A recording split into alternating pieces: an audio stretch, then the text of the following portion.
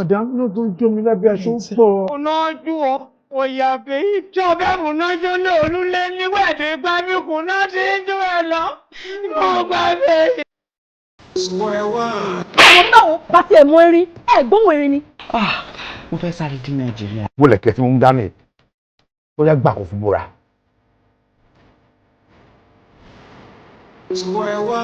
Back to the basics so. Ẹbí tẹ́ bá mú ọ̀sà, jíjọ lọ́bẹ̀ ni.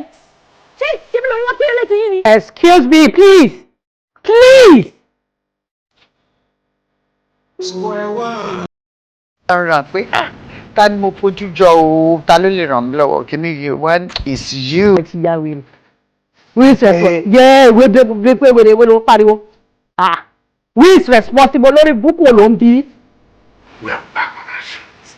Bẹ́ẹ̀. Ṣerú ẹ̀, mo ti ọbẹ̀ jiná tán, ó wá dé o fẹ́ jókòó tì.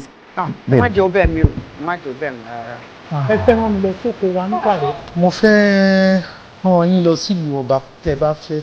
Madam, ẹ respect ara yín, ẹ ní láti sọ nǹkan kan nítorí nǹkan tẹ́ bá sọ, la máa lo against yín ní court. Mo dáràn, ayé tún tẹ̀lé yín gbé bí.